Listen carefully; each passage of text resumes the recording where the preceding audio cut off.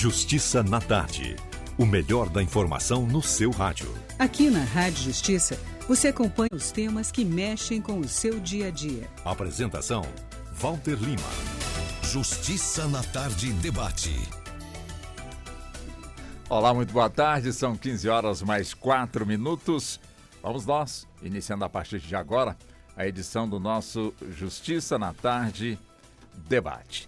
E o debate de hoje está voltado justamente para o campo, para a agricultura, enfim, para o pequeno agricultor, para o agronegócio. E por quê? Bom, o Brasil de tamanho continental e está vivendo aí um momento de severidade, ou por conta de muita chuva, ou então por conta de muito calor severo e, acima de tudo, causando uma estiagem que, com toda certeza, vem provocando muitas preocupações na área do campo. Aí sempre fica aquela preocupação. Quando é na cidade, por conta aí do tempo, o calor, ou então enchentes, alguma coisa, evidentemente que temos ali todo um trabalho que é desenvolvido para resgatar a normalidade da parte urbana. Mas e no campo, será que é a mesma coisa também? Ou seja, o empenho é o mesmo ou é cada um para si? Então é nesse sentido que nós convidamos as pessoas, as autoridades que aqui estão conosco aqui nos estúdios, com as quais nós vamos então debater e inclusive conhecer leis que de alguma forma amparam esse tipo de situação, acima de tudo quando é decretado o estado de emergência. Então, a partir de agora, nós vamos cumprimentar nossos convidados, como também a nossa convidada, e é com ela que eu começo, doutora Edna Brito, ela que é advogada, especialista em governança cooperativa e mestre em Direito. Doutora Edna, seja muito bem-vinda, muito boa tarde por aceitar o nosso convite e vamos nós, entrar neste assunto importantíssimo com toda certeza. Boa tarde. Boa tarde, Walter, muito obrigada pelo convite, obrigada por me colocar numa mesa tão distinta, com cavalheiros tão nobres aqui, é um prazer estar com você hoje. Realmente, o assunto é inesgotável, né? Nós temos aqui uma situação muito complicada e, em razão do tamanho do nosso país, também muito difícil de se debater para achar soluções. Nós temos um país de fronteiras continentais que tem, basicamente, 5% de área irrigada, 95% da agricultura depende dos fatores climáticos. E tudo isso nós vamos conhecer daqui a pouquinho, exatamente, né, doutora Edna? Deixa eu também cumprimentar o doutor Fernando Almeida Costa, ele é engenheiro agrônomo, doutor em gestão ambiental e territorial, com ênfase em serviços ecossistêmicos, especialista em perspectiva, estratégia e políticas públicas. Doutor Fernando, também seja muito bem-vindo. Muito boa tarde para o senhor. Obrigado, boa tarde. Obrigado pelo convite aí, para estar agregando aqui junto com os amigos aqui. Muito obrigado pela gentileza. Doutor André Guimarães é diretor executivo do Instituto de Pesquisa Ambiental da Amazônia. A Amazônia, eu nunca tinha ouvido falar que Rio Negro está secando, virando ali poeira e outras coisas mais. O Alto Solimões, Negro, enfim, uma série de dificuldades. Realmente é o momento exato que nós, portanto, vamos conhecer mais de perto também esse fenômeno que ocorre também por lá, né, doutor André? Seja muito bem-vindo, muito obrigado também por aceitar o nosso convite. Eu que lhe agradeço, Walter. É um prazer estar aqui conversando com a sua audiência sobre um assunto que está batendo na porta de todos nós hoje em dia, seja por conta do calor, seja por conta da chuva, seja por conta da fumaça, como a gente tem visto na Amazônia. E só dando um elemento mais pessoal, eu trabalho há 30 anos com a Amazônia e eu nunca vi isso acontecer. Sério, doutor? Nunca vi isso acontecer. Então o senhor está assombrado, como nós também. Nós estamos realmente vivendo uma situação assombrosa. Acho que essa é a palavra. Deixa eu também cumprimentar o doutor Reginaldo Minaré. Doutor Reginaldo Minaré é advogado, mestre em Direito, está sempre conosco quando é possível, também a sua agenda permite, sempre está conosco também nos debates promovidos aqui ou realizados pela Rádio Justiça. Doutor Reginaldo, também seja muito bem-vindo aqui, é sempre um prazer tê-lo nos nossos debates. Boa tarde para o senhor. Uma boa tarde, Walter, boa tarde a todos que nos acompanham. É sempre uma grande satisfação participar dos debates da Rádio Justiça. Então, sempre temas interessantes, temas atuais, né, e importantes, né? E este é fundamental, né, porque vai falar de algo que interessa a todos, né, que é alimento, né? Então, grato pelo convite e desejo um bom debate aqui a todos. Obrigado. Então vamos nós, né? Vamos nós. Claro, E você que está nos acompanhando pela 104,7 FM, muito obrigado pela sua sintonia, como também você que está nos acompanhando aí pela telinha do canal da Rádio Justiça no YouTube. Muito obrigado também pela sua, enfim, pela sua preferência. E é evidente, caso queira também interagir, é só encaminhar a sua mensagem de voz ou então de texto para o WhatsApp aqui da emissora, que é o 61999758140.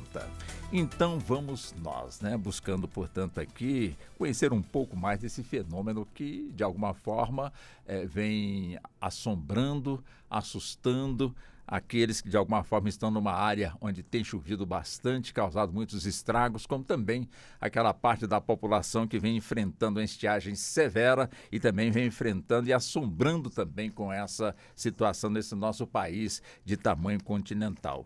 Dizem que o culpado de tudo é o El Niño. Mas será que o El Niño, de alguma forma, ele tem como ser controlado por conta das ações que possamos promover e dessa maneira proporcionar a diminuição do impacto do que nós hoje estamos, portanto, enfrentando? Deixa eu começar já com o senhor, doutor André. Que retrato é esse? Né? O que de fato está acontecendo na Amazônia? Uma situação que preocupa bastante. No extremo sul também, por conta de muita chuva, também preocupando bastante. No centro-oeste e em outras regiões também do nosso país, muito calor. Quer dizer, aqui em Brasília, por exemplo, um calor que muita gente hoje está se expressando. Nunca senti um calor como este aqui na nossa capital federal. Afinal de contas, o que está acontecendo e como resolver? Vamos lá, Walter. Puxa, a gente tem quantas horas mesmo para fazer? Poucas horas, nós temos 2 horas, né? Então, com toda certeza, temos tempo aqui bastante para a gente avançar um pouco. Uma brincadeira apenas para ilustrar o quão complexo claro. é essa questão. Mas vamos tentar colocar alguns elementos aqui para a nossa discussão. Em primeiro lugar, o que a gente está vivenciando hoje no Brasil, e não é só no Brasil, veja bem, há poucos meses atrás nós tivemos uma enchente seríssima na Líbia, no norte da África.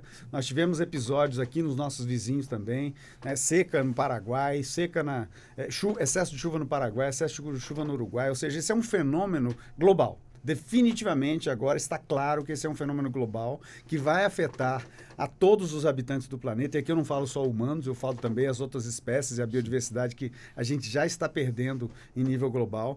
Então a gente tem uma situação muito crítica. Este ano, em particular de 2023, já vem do ano passado para cá, eu diria que esses 2 anos, 2022 e 2023, eles deixaram muito claro os sintomas da doença. A doença se chama mudanças climáticas globais. O causador dessa doença são as emissões humanas. Então, o vírus da doença são seres humanos, as suas atividades emitindo carbono na atmosfera. Isso gerou mudanças climáticas. Essas mudanças climáticas estão gerando impactos diferenciados em cada região do planeta. O que nós estamos vivenciando no Brasil nada mais é do que as consequências agora agudas das mudanças climáticas. A má notícia, Walter, é que isso não vai melhorar. Eu preciso dizer isso para a sua audiência. Não vai melhorar nos próximos anos, não vai melhorar nos próximos anos. Mais do que já estamos enfrentando? Deve piorar nos próximos anos, sim. Tá? Agora, ao lado disso, há uma boa notícia. E aqui eu vou citar o ex-presidente Obama dos Estados Unidos. Ele dizia uma frase nesse contexto das mudanças climáticas que eu acho que está muito correta. Ele diz o seguinte: nós somos a primeira geração a entender o problema e a última geração que tem a responsabilidade de resolver o problema. O que ele quer dizer com isso? Que a gente tem capacidade de resolver. O ser humano tem capacidade de reduzir as emissões de carbono. No caso do brasileiro, e a gente pode aprofundar um pouco mais, o ser humano e as atividades econômicas podem sim reduzir o desmatamento, que joga, cada hectare desmatado na Amazônia joga 400 toneladas de carbono para a atmosfera. Então, esse modelo de desenvolvimento agropecuário que é tão caro e tão importante para o Brasil, que nos trouxe até aqui, inclusive carregando muito da nossa economia em alguns momentos críticos, nós vamos ter que revisitá-lo, nós vamos ter que repensar esse modelo de maneira a adaptá-lo às mudanças climáticas. É adaptável. Nós temos condição de desenvolver variedades mais adaptadas de plantas, nós temos condições de fazer um manejo da nossa terra de forma mais adequada, nós temos a capacidade tecnológica e de informações para promover as mudanças. Eu espero, sinceramente, que esse alerta que a natureza está nos dando através de calor, através de seca, seja o necessário e o suficiente para que a humanidade realmente pare para pensar e mude a forma de atuar, de agir agir em relação à natureza, que está dando seus sinais. Nada mais são do que sinais que a natureza está dando. A natureza não é nem boazinha, nem malvada. A natureza é. Ela é mexida, ela é alterada, ela dá um retorno, ela dá uma resposta. Toda ação tem uma reação. O que nós estamos vendo agora é uma reação da natureza a um excesso de atividade humana. A gente precisa de repensar o consumismo, nós temos que repensar o expansionismo, nós temos que repensar até a geopolítica global precisa de ser repensada nesse contexto das mudanças climáticas. Então, acho que a gente está no início de uma jornada. As mudanças climáticas já foram detectadas pelo homem há mais de 40 anos atrás. Só que ela vinha aumentando muito paulatinamente. A gente ainda não estava sentindo literalmente na pele. Agora nós sentimos na pele. A gente precisa de agir. Capacidade, tecnologia, nós temos. Temos que tornar as leis, eu acho que essa discussão aqui com pessoas que têm conhecimento sobre a legislação é muito importante, porque nós temos que adaptar a tecnologia, nós temos que adaptar os costumes, mas nós temos também que adaptar a legislação a uma condição de clima diferenciada. E eu acho que nesse sentido, Walter, o Brasil tem uma grande vantagem, porque nós somos um país continental. Nós somos um país que ainda tem 2/3 do seu território coberto com florestas nativas, que são, no meu entender, uma das grandes vacinas contra a mudança climática global, usando aí um termo da pandemia. É o que pode nos proteger dos impactos mais agudos das mudanças climáticas globais. Se nós perdemos safra e tivemos dificuldades com enchentes no Rio Grande do Sul, se a gente deixar matas ciliares, se a gente recompuser a vegetação em alguns lugares, a gente se protege desse tipo de impacto dramático para a sociedade. Da mesma forma, se a gente coibir o fogo na Amazônia e interromper o processo de desmatamento, a gente vai ter menos situações como a gente está vendo agora de seca ou de incêndios que levam poluição, levam fumaça às cidades. Em resumo, Walter, eu acho que a gente está vivendo uma situação dramática, não dá para colocar para debaixo do tapete, mas a humanidade tem condições, caso queira, de equacionar essa questão. E para o senhor, doutor Fernando, diante dessa situação, do que foi colocado também com muita propriedade pelo doutor André, o senhor que é engenheiro agrônomo, ou seja, um médico que cuida, portanto, aí da nossa natureza. Como é que o senhor vê, acima de tudo, o esforço de todos e de todas, né, que militam, atuam, portanto, neste campo, no sentido de, eu não digo nem de reverter, mas pelo menos de equilibrar, portanto, essa situação? Bom, Walter, o André também, como agrônomo, ilustrou bem a situação. O que eu gostaria de puxar do gancho dele é que assim, o estado que a gente chegou, né, o momento que a gente chegou é resultado justamente da gente tentar implementar uma lógica que não se aplica a uma realidade, né? Explicando melhor, nossos sistemas produtivos, econômicos, eles seguem uma lógica que a realidade não comporta, né? Ela é descolada, ela desconsidera um pouco a questão da capacidade de suporte dos ecossistemas, e isso, uma hora a conta chega, né? Você não pode pensar o território, todo o meio ambiente e os meios de produção como uma atividade laboratorial que é descolada de ciclos biogeoquímicos e ecológicos, né? Então, chega um momento que essa realidade, ela dá uma enquadrada, e é o que a gente está vivenciando hoje, né? E isso tudo, depois de um certo tempo, né, tentando, seguindo essa lógica, que é através de ações locais e que vão tendo essas implicações regionais, e chegando no ponto de impactos globais que a gente vivencia com a mudança climática, com o aquecimento global, esses extremos climáticos que a gente tem observado, e o André, né, muito bem observou. Quanto às alternativas da gente enfrentar essa situação, eu acho que as alternativas já existem desde da ciência agronômica, né, que você tem uma consciência de como os sistemas os sistemas se comportam, né? O que você precisa fazer para ter uma produção razoável, sem ter degradação do solo, ter conservação da água e etc. As soluções já existem há muito tempo, né? Se pensar em práticas milenares que, mesmo antes de ser chamado como ciência agronômica, você tem práticas milenares de agricultura que são mais condizentes com os ciclos naturais e com isso são mais conseguem se integrar mais a esses ciclos naturais que já existem, né? O desafio agora é a gente tentar, na escala de produção que a gente é demandado, né, e tem, né, efetivado a produção, conseguir adequar esses modelos de produção de forma que eles sejam compatíveis com a capacidade de suporte dos ecossistemas, para que com isso a gente consiga adequar a lógica de produção à realidade, né, a realidade ecológica, biogeoquímica que a gente vive, né, da nossa realidade mesmo, que a gente não vive no metaverso, né? A gente tem que obedecer ao ciclo do carbono, ao ciclo da água, e assim, ciclo do nitrogênio e assim por diante. Então, a gente...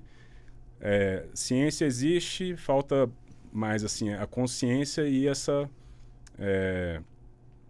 motivação que eu acho que cada vez mais a sociedade vai se sensibilizando quanto a isso, né? Que tem motivação para adotar essas práticas sustentáveis, conservacionistas, né, e regenerativas, para que a gente consiga voltar e compatibilizar a lógica de produção à nossa realidade. Perfeito. Doutora Edna, bom, agora ouvimos os cientistas, agora vamos ouvir os especialistas no campo do direito, né? Nossas leis, de alguma forma, elas são suficientes para que...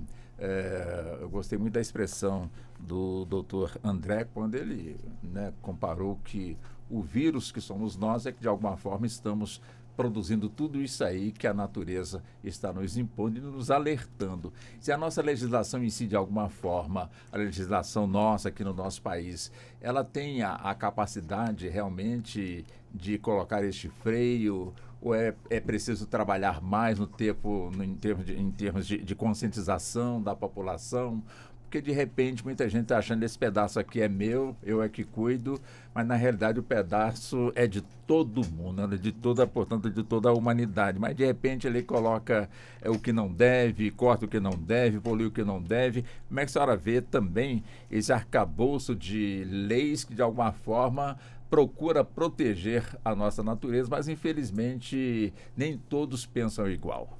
Bem, assim, falando do direito ambiental brasileiro positivado, nós tivemos muitos avanços desde que houve ali o novo Código Florestal, e temos várias leis e espaços que regulamentam essa situação específica de meio ambiente. Então, a nossa legislação auxilia modelos de governança socioambientais, que é o que é necessário, de fato, para que a agricultura se desenvolva, como o doutor André estava colocando muito bem, que é necessário que esse desenvolvimento do setor agrícola passe por uma questão de governança socioambiental. É só com a preservação do meio ambiente que nós iremos garantir ali contratos seguros de safra, né?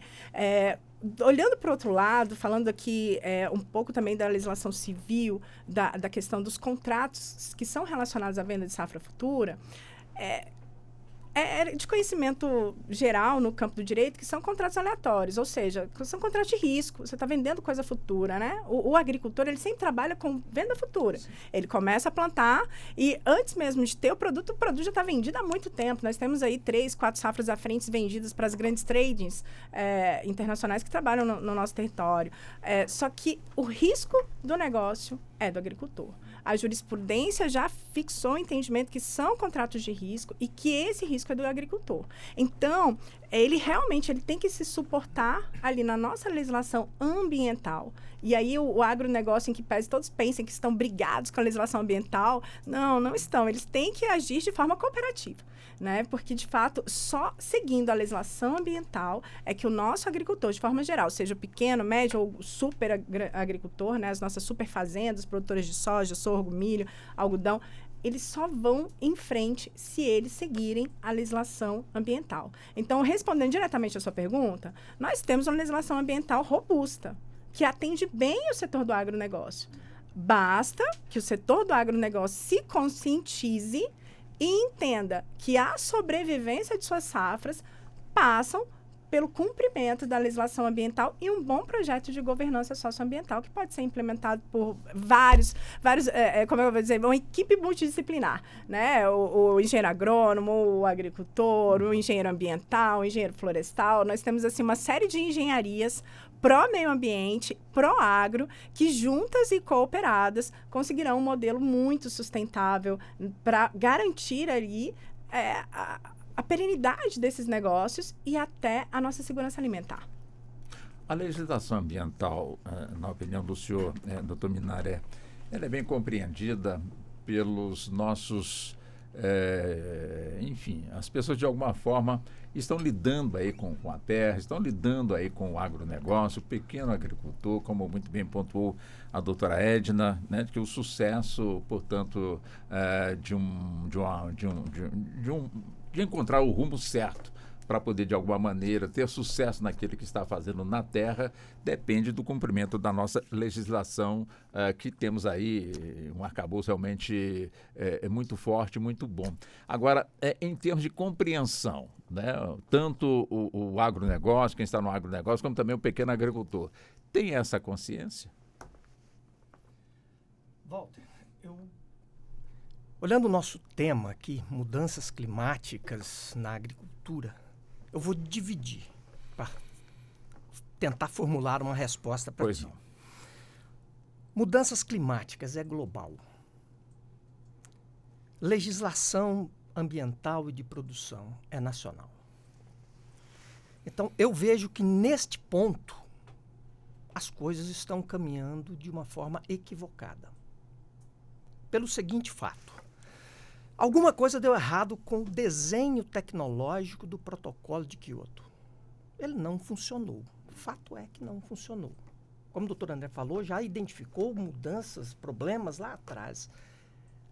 Uma lei é um desenho tecnológico. Ele não é um desenho como é a caneta esferográfica, né? Que hoje você pega e escreve. Mas essa caneta, ela tem mais de 120 anos que ela está sendo desenvolvida.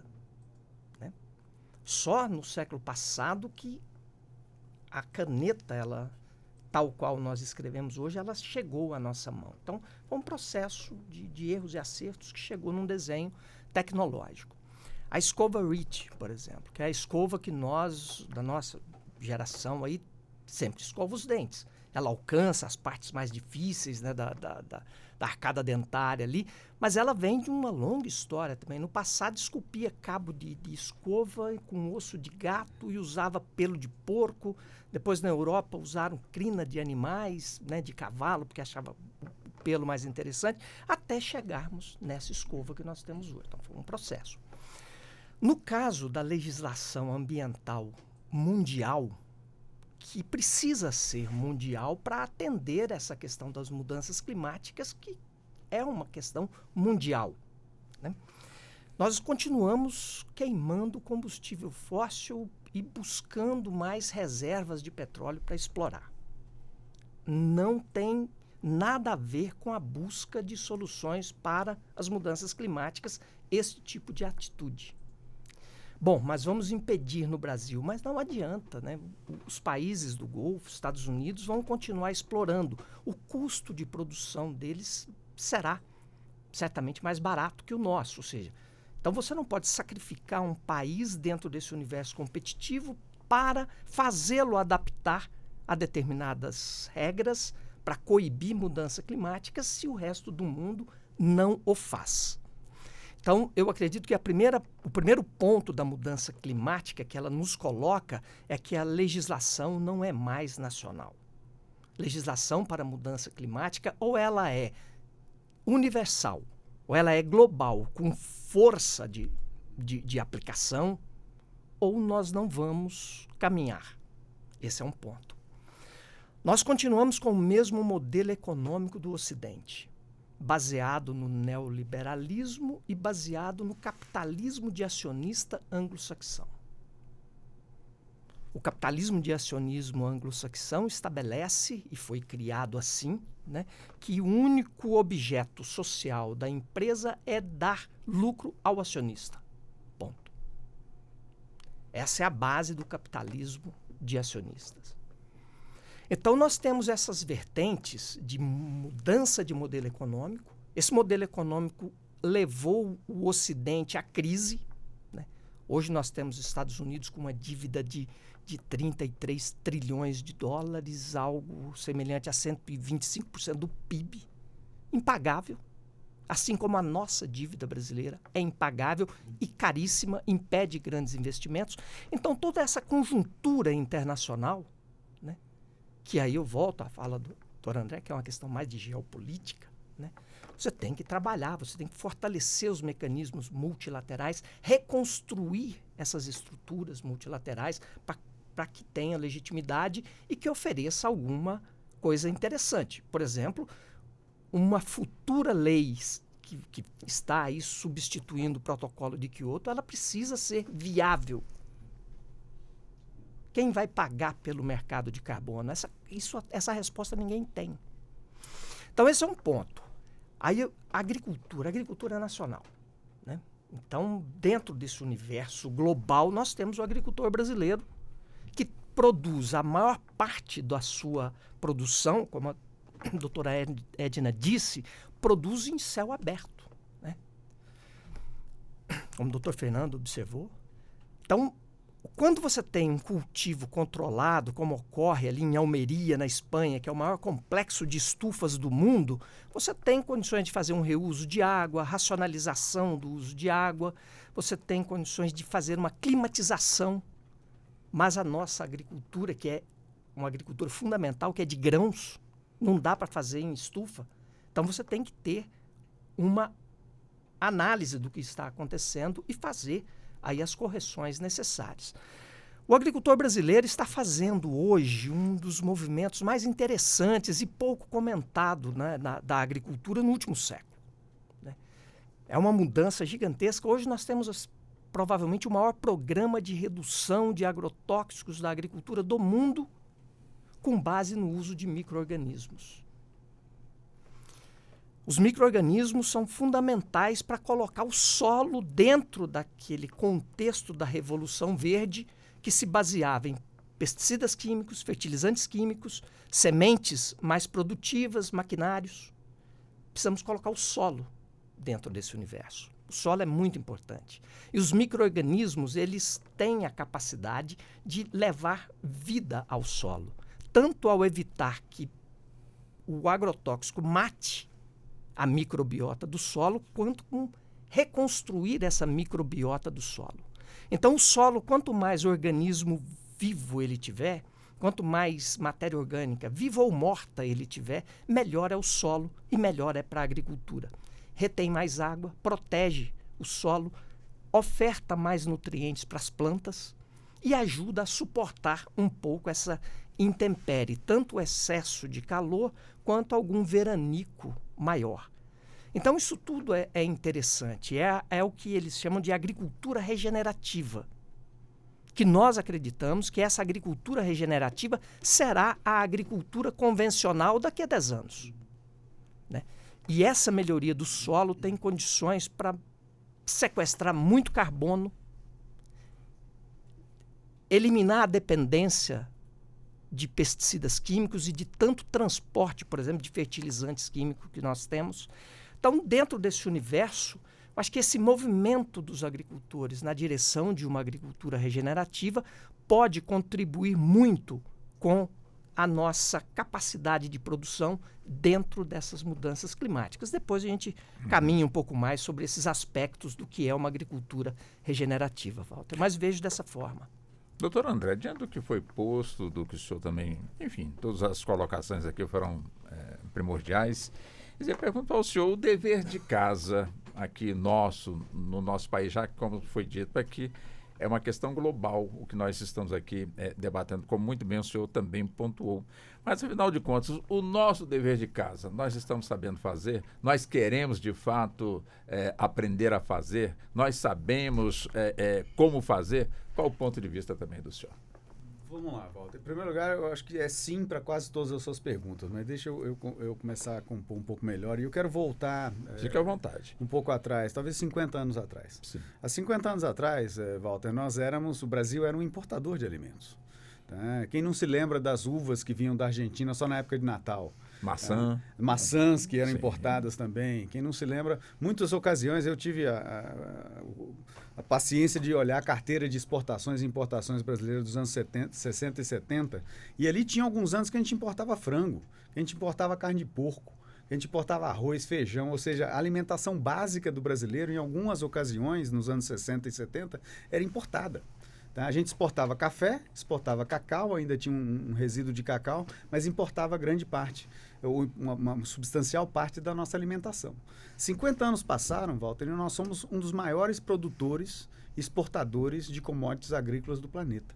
Isso é um fenômeno que aconteceu. Pouquíssimas nações fizeram uma revolução tão profunda quanto o Brasil fez nos últimos 50 anos, do ponto de vista da produção de alimentos e da produção de commodities agrícolas. Segundo o Ministério da Agricultura, nós alimentamos algo em torno de 1 a 1,2 bilhão de pessoas por dia.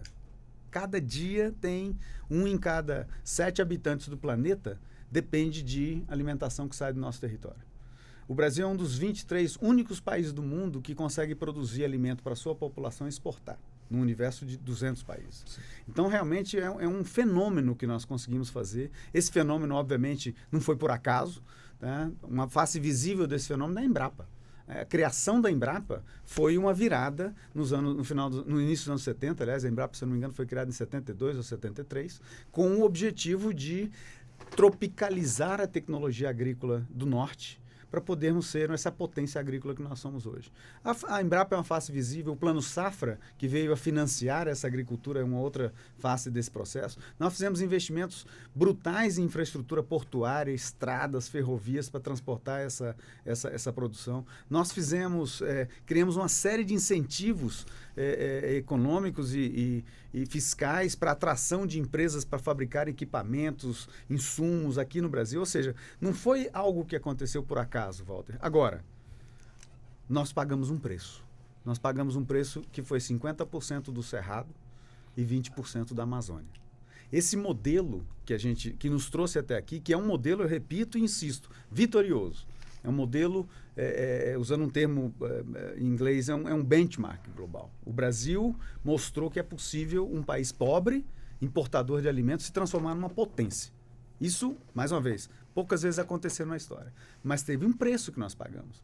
Esse modelo que nos trouxe até aqui não pode continuar.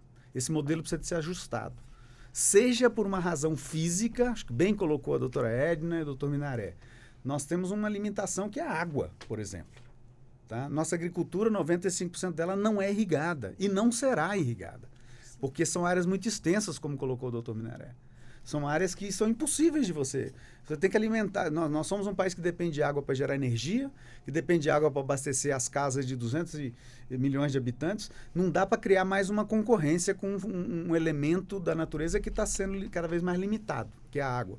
Então, a gente tem que ter muito cuidado como é que a gente evolui esse processo. Como eu disse antes, Walter, a gente tem, eu acho, no Brasil uma grande vantagem, que é o fato de que a gente tem florestas ainda em abundância no país. As florestas ajudam a diminuir a temperatura localmente. Então, imaginemos uma paisagem agrícola com fragmentos de lavoura, fragmentos de pastagem, fragmentos de floresta, aquilo tudo integrado de uma maneira que a floresta que está ali presente ajude a diminuir um pouco a temperatura e gerar conforto conforto para os animais, conforto para as plantas térmico também, melhora a umidade, maior atração de chuvas, você tem um dinamismo do fluxo hídrico muito mais eficiente do ponto de vista produtivo naquela região. É como eu lhe falei antes, a gente tem condições hoje de resolver o problema.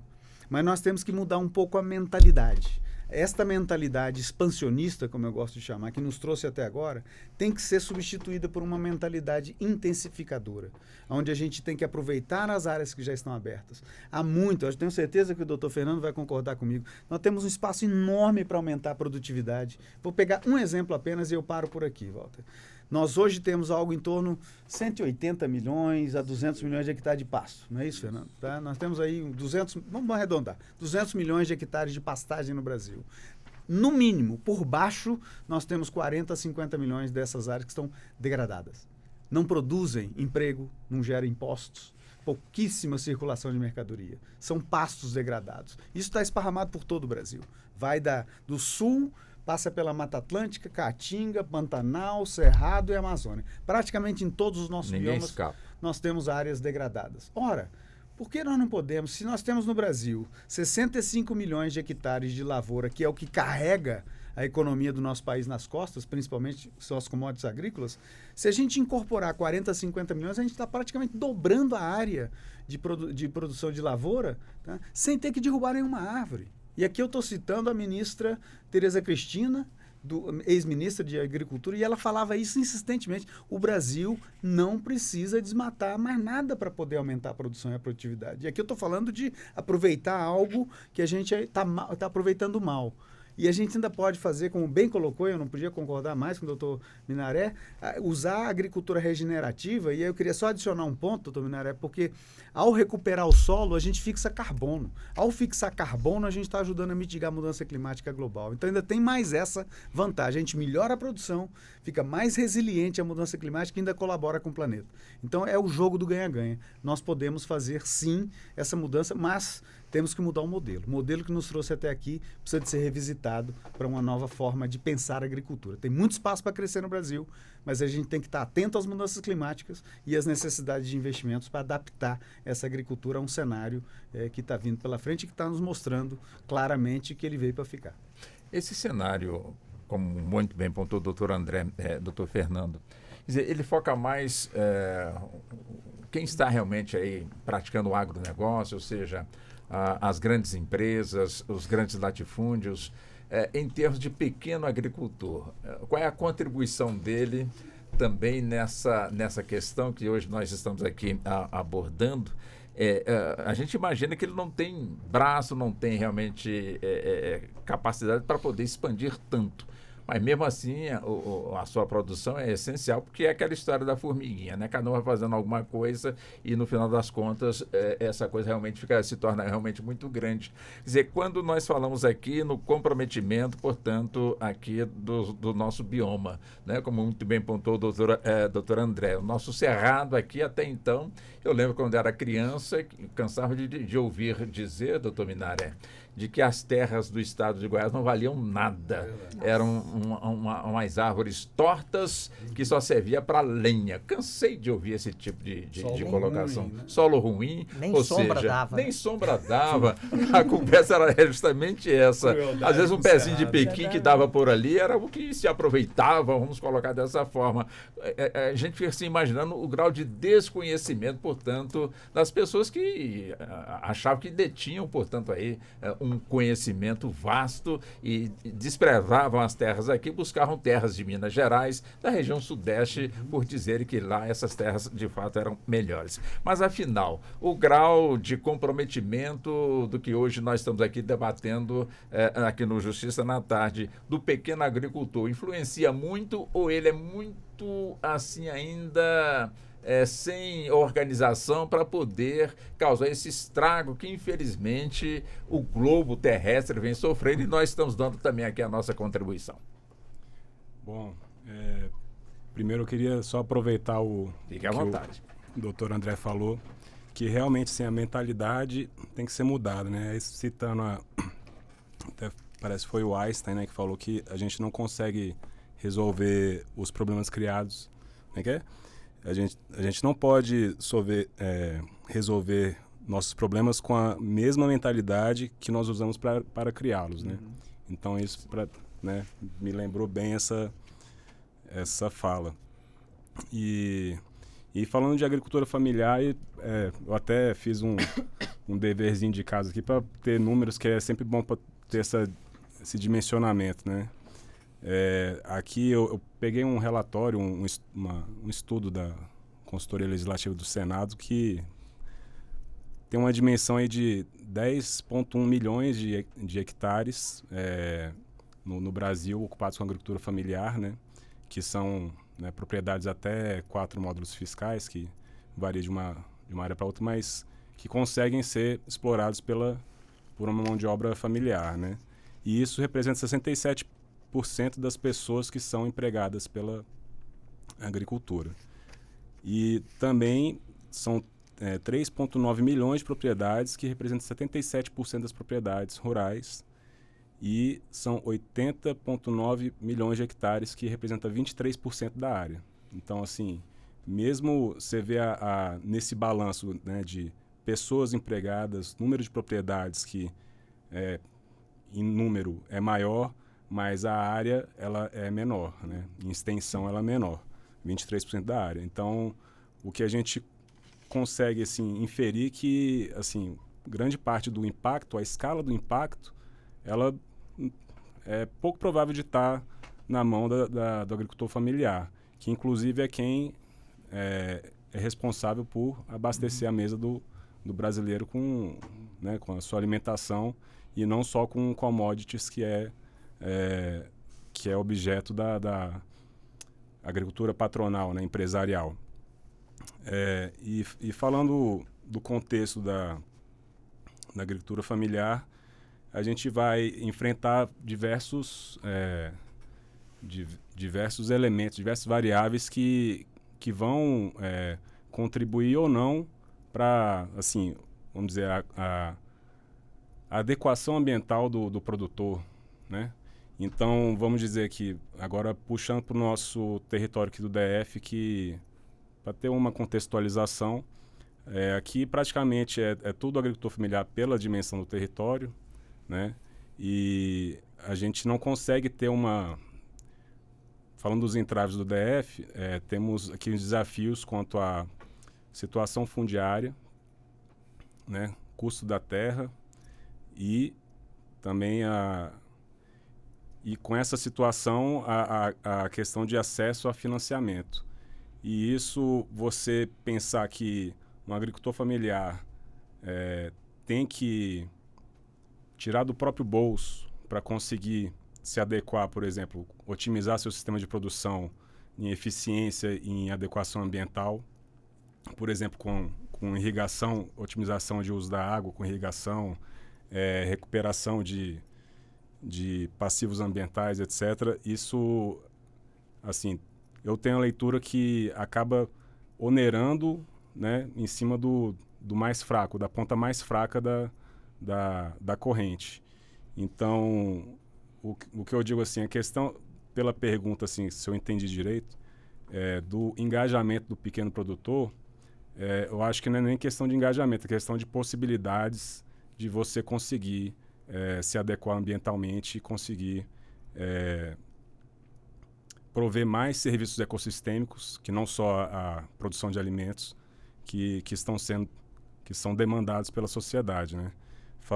Eu gosto muito de sempre conceitualizar essa parte de serviços ecossistêmicos, que é uma abordagem que eu acho muito interessante, porque coloca na mesma balança, né, todos os benefícios que os ecossistemas, né, eles fornecem para a sociedade. Então, e o conceito é justamente esse: os serviços ecossistêmicos são os benefícios que a sociedade obtém dos ecossistemas, né, os bens e serviços. Então, eu acho interessante porque tanto a parte de produção de água, regulação do clima, conservação do solo, está no mesmo... acaba chegando na mesma balança que a produção de alimentos. Então, assim, você consegue balancear, ponderar melhor como é que o uso e ocupação do solo tá desempenhando quanto os benefícios para a sociedade. E aí, voltando na parte de condições da agricultura familiar para conseguir prover esses serviços ecossistêmicos, eu acho que falta um pouco do amparo, de um arranjo institucional que consiga efetivar condições para que a agricultura familiar consiga prover tudo isso que é demandado, que é necessário, né, e que eles podem fornecer. Já fornecem a alimentação do brasileiro, bota alimentação na mesa, e a parte de conservação ambiental, pela dimensão territorial que a gente citou, com certeza eles, assim, pouco provável de estar impactando o ambiente de uma forma que a gente esteja sentindo esses impactos, esses malefícios que a gente tem sentido tanto local, regional e globalmente. Uhum. Doutora Edna, quer dizer, quando se compra uma comparação entre o grande agricultor com o pequeno e médio agricultor, quando vai se comprar um insumo, o preço é o mesmo para o grande como também para o pequeno, para o médio. Quando se vai, de certa forma, também trabalhar no solo, quem tem um maquinário de ponta, evidentemente, sai na frente de quem tem ainda a enxada ali para poder preparar, portanto, aí o seu solo.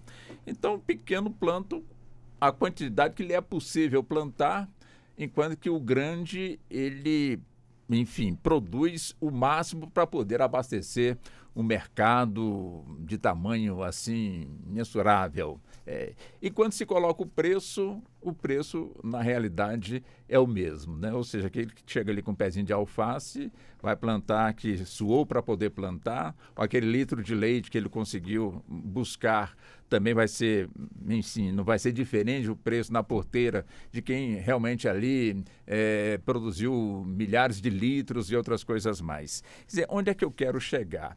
Nesse ponto, ou seja, é justo aqui no nosso país, em termos de custos, o pequeno agricultor, o médio agricultor tem que enfrentar a mesma condição que enfrenta o grande agricultor, que enfrenta, vamos imaginar assim, com uma menor dificuldade, e o outro com uma dificuldade maior e outra, né? E o seu retorno é um retorno que, na realidade, vai dar ali para sobreviver, enquanto que o outro vai, de alguma forma, poder expandir, portanto, seus negócios. De forma alguma, estou aqui atacando quem realmente ganha mais, de forma alguma. É justamente para ver se existe equilíbrio no campo entre o pequeno e o grande agricultor quando o assunto é produção.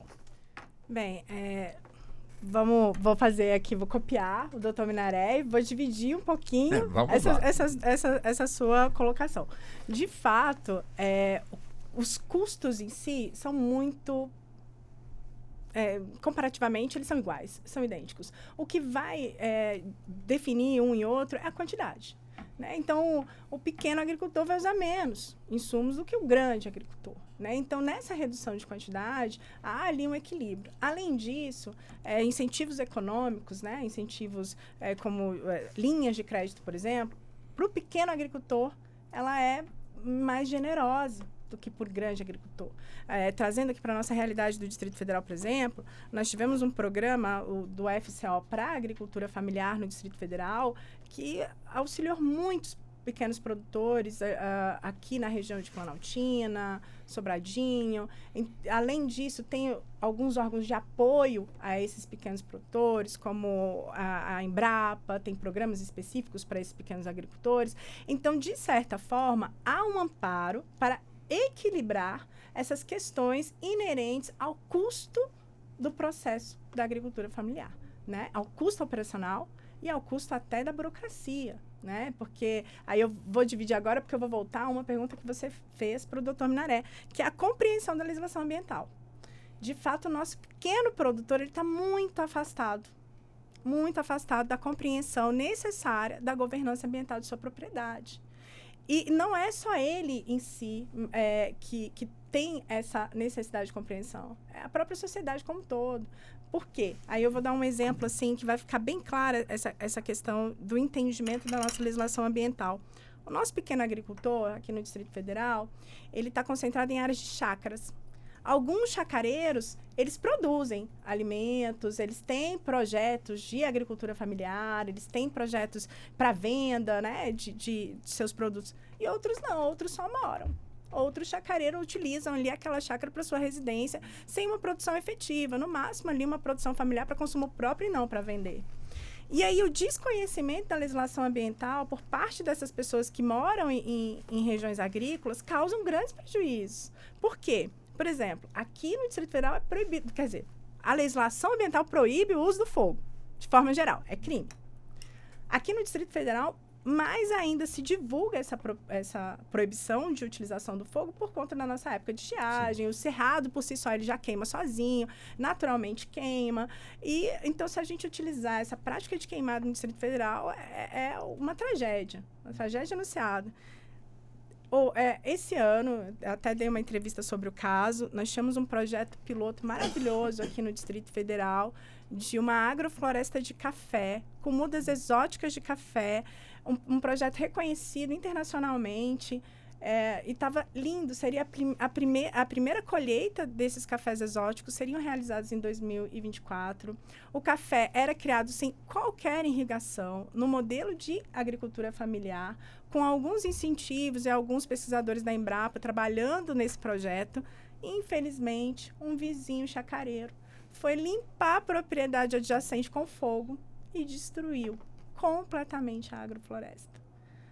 Então, essa ausência de conscientização do nosso pequeno agricultor causa grandes tragédias e causa grandes prejuízos a quem cumpre a legislação ambiental e a quem quer ser um agricultor de pequeno porte, um agricultor familiar. Então, aí nós temos dois custos. Nós temos o preço do insumo e o custo da conformidade. O custo da conformidade no nosso país é alto, principalmente porque implica em conhecimento da legislação ambiental. E hoje nós temos o Cisnama, que é um sistema realmente representativo e super interessante, que concentra ali todos os órgãos ambientais, mas que é uma torre de Babel. Nós temos instruções normativas do IBAMA, que são contrariadas por instruções normativas da SEMA, que são contrariadas por instruções normativas do IMA, que não são observadas por outros órgãos ambientais estaduais e municipais. Nós temos uma torre de Babel. E esse aumenta, sim, o custo de conformidade do nosso pequeno, nosso grande agricultor também, mas o nosso grande produtor, o agronegócio de forma geral, tem uma estrutura de governança socioambiental para identificar esses problemas da legislação. E aí eu brinco que tem vários minions lá olhando as instruções normativas, né? Porque nós temos ali que utilizar os sistemas municipais, estaduais e federais. Então, ali temos vários minions para costurar essa legislação em si. E o nosso pequeno agricultor não tem. Então, nós não temos só essa distância no preço do insumo. Eu acho que o preço do insumo é o menor problema porque, como eu disse, comparativamente, em termos, o custo é comparativo à quantidade. Então, assim, o pequeno agricultor, ele usa uma pequena quantidade, né, de insumos agrícolas que já são beneficiados, né? Então, tem ali um custo menor. Mas o custo da governança é que assusta o nosso pequeno produtor. O custo, por exemplo, aí outro exemplo, e eu finalizo, o custo da governança ambiental para desembargar uma área. É absurda. Hoje em dia, se alguém souber como é que desembarga a área no país, me fala, porque eu estudo, trabalho com isso. O que é desembargar uma área? Desembargar uma área é o seguinte: você não cumpre a legislação ambiental. Por algum motivo você não tirou uma licença, ou você desmatou mais do que a licença permitia, você cometeu uma infração ambiental. Aí o órgão ambiental vai lá e embarga a sua área, ou seja, que você não planta e se você plantar você não vende. E nós temos hoje, assim, um sistema maravilhoso que é o MAP Biomas, que é um sistema que mostra as áreas que estão embargadas no país. Aí eu posso até fazer um outro gancho, aí é muito gancho, né? Mas aí demonstra também essa expansão agrícola dentro de áreas antropizadas, que nós temos mais áreas embargadas que áreas agricultáveis atualmente no país, proporcionalmente falando. Então, assim, o custo de deixar essa área normalmente utilizável é muito alto. Porque, às vezes, na grande maioria das vezes, para você voltar a utilizar uma área que foi cancelada pelo órgão ambiental, né, foi impedida de utilização, você tem que fazer a conformidade ambiental. Mas qual é a conformidade ambiental? Cada infração pede uma conformidade ambiental diferente. Algumas você vai ter que fazer um programa de recuperação de áreas degradadas, outras você só vai precisar de uma licença. Mas aí entra a nossa Torre de Babel, as inúmeras instruções normativas que coordenam. A Secretaria Municipal não sabe como é que desembargar áreas embargadas pelo IBAMA, nem o IBAMA sabe como é que desembargar áreas que ele mesmo desembargou. E aí, assim, se puder, né, fazer um convite ali ao presidente do IBAMA e perguntar para ele como é que desembarga, quem sabe, né? Ele vem dar uma aula para os nobres doutores advogados que estão trabalhando com conformidade. Essa resposta custa $1 milhão. Exactly. Essa resposta custa $1 milhão. Então, para fechar aqui o meu raciocínio, nós temos dois custos que assustam tanto o grande, o médio, quanto o pequeno produtor rural, na agricultura de forma geral, que é o custo da conformidade. E ele é mais alto do que o custo com os insumos agrícolas, infelizmente. Bem, a nossa primeira hora já está vencida. Eu peço licença aos senhores, como também a senhora, para que possamos ir a um rápido intervalo, mas já estaremos de volta e vamos dar sequência ao debate aqui no Justiça na Tarde. Até já. Você está ouvindo Justiça na Tarde.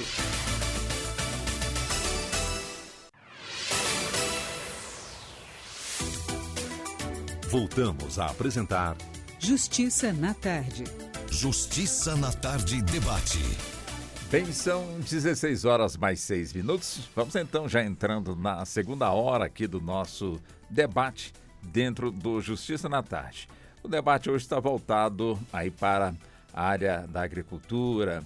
Evidentemente também não escapa a questão do meio ambiente e evidentemente que o foco é justamente os extremos, não é? Chuva demais e seca demais. E os prejuízos no campo, quem paga? Quem paga, doutor Minaré? Ou seja, o grande agricultor, como também o pequeno agricultor, quando temos aí uma seca severa, como também temos aí chuva demais, e esses dois polos terminam causando sensíveis prejuízos, portanto, para quem, de alguma forma, está trabalhando na terra, está esperando também pela produção daquele que trabalhou na terra. Quem paga esse prejuízo? Temos legislação apropriada para dar este amparo aqui no nosso país ou não?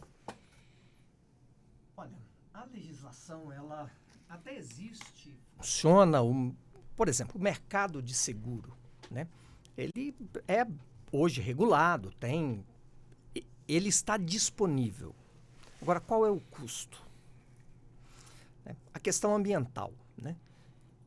Como muito bem foi colocado, né? Principalmente pela doutora Edna, nós temos uma legislação extremamente interessante. A legislação ambiental é muito interessante.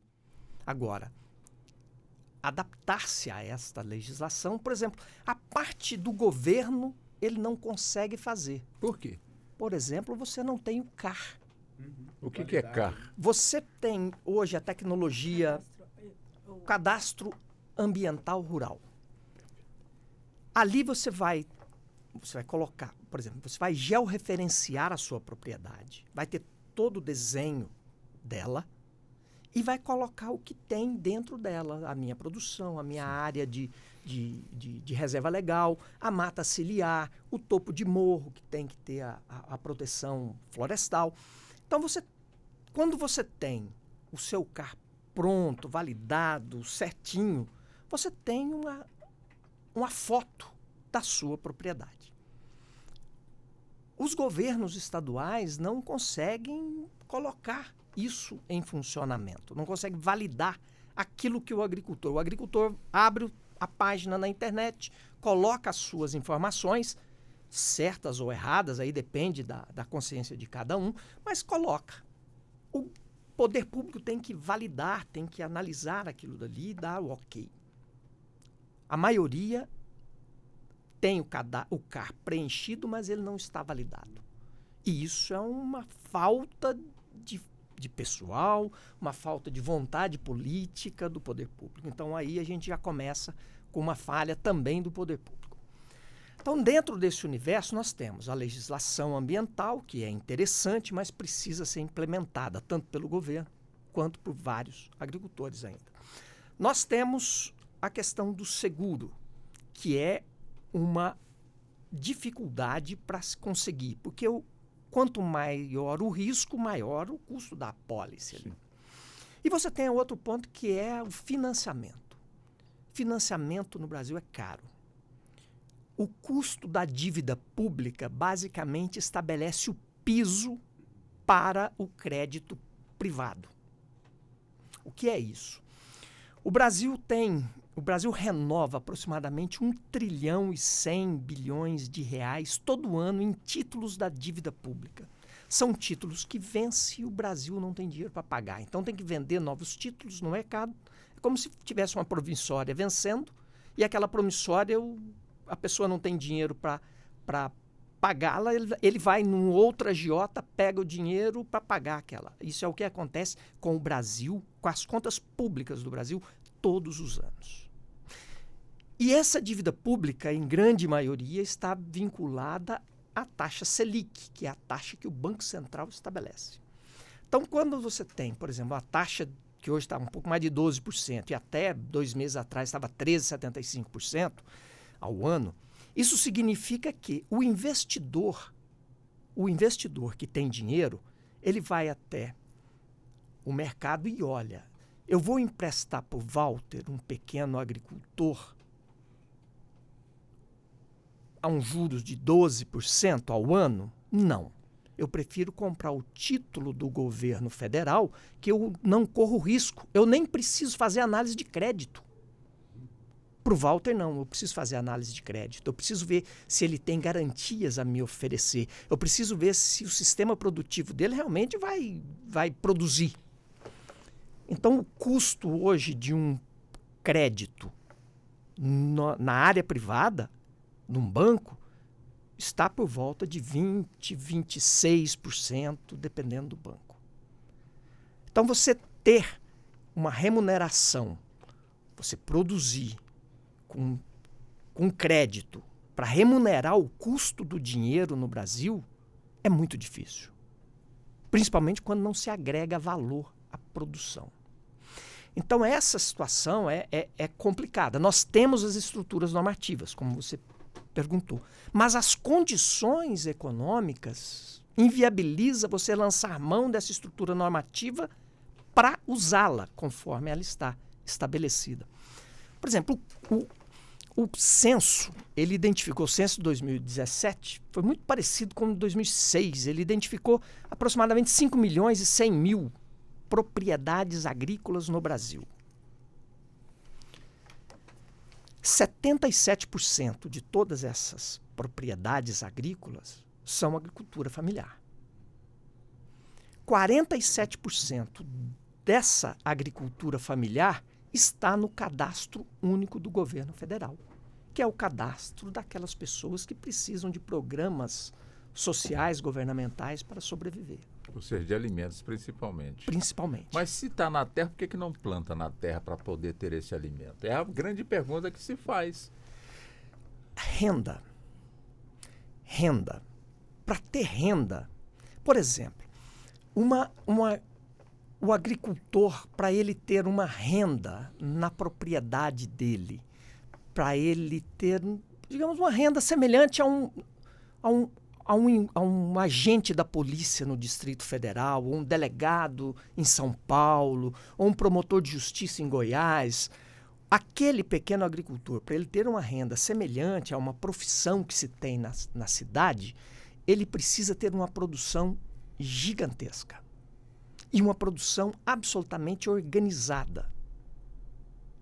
Porque senão ele não consegue ter esse dinheiro para bancar as despesas da família dele. Ele precisa ter uma casa nessa propriedade rural, ele precisa dar manutenção na casa, ele precisa pagar a internet, ele precisa ter o carro, ele precisa pagar os impostos de carro, ele precisa colocar os filhos na escola. Toda a despesa que uma pessoa tem na cidade, aquele agricultor, aquele pequeno agricultor familiar tem no campo.